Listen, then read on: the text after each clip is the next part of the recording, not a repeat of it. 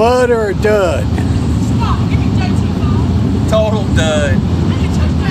Huh? Total dud. I think it's probably got a couple issues. I don't think it's not real pump to keep up.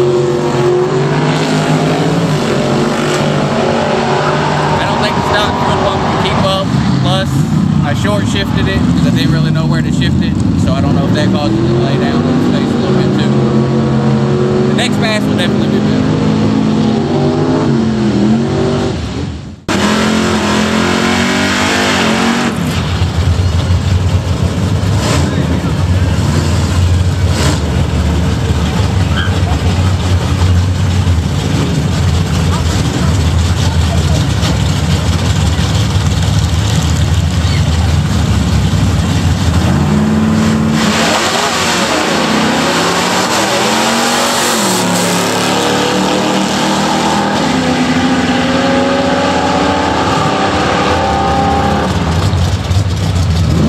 Scotty with Sketchy's Garage, and today we're going to take a look at the budget beater. We took it racing this weekend. It really didn't pan out for us.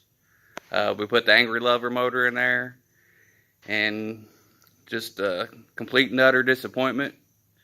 And we had some other problems along the way. I'll kind of tell you what we had going on.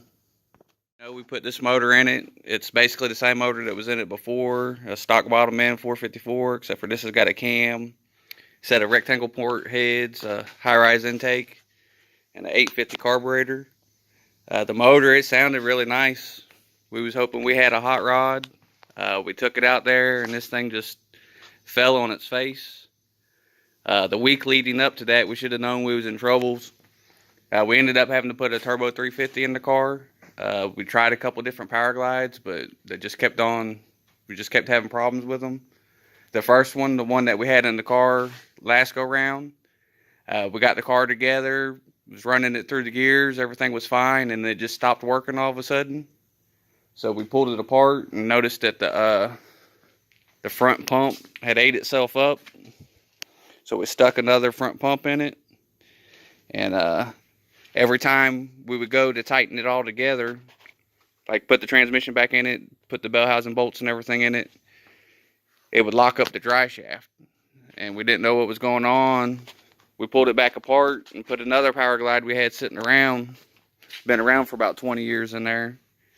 And last time we used it, it worked, and it didn't work this go round. So we was just scratching our heads. We knew the turbo 350 was good, so we put that in there. So we knew going in that was going backwards one step and coming ahead one step. But it is what it is. I'll show you what we found out on the one power glide. Notice that the dowel pins are real loose, and what we think happened was the transmission wasn't sitting on the center line, and it had the converter cocked a little bit and was causing it to eat up the pump. Maybe it wasn't it, but that's what the only thing we seen that we thought was going on, and it makes sense why it would lock it up after you get it all tightened up. But I'm no transmission guru. Maybe one of you guys out there have ran across it. Let us know in the comments below. But we're getting short on time as far as the racing season. We only race until the end of October, and we don't really have enough time to get another big block built. So we're going to throw this out there. You got the option between a small block Chevy or a motor that's just going to make you scratch your head if we choose it. So popular vote by Tuesday at 4 o'clock in the afternoon. We'll go with that motor. I will say this, if you choose small block Chevy, you'll have a few options from them. If it's the other motor, it's just a one and done.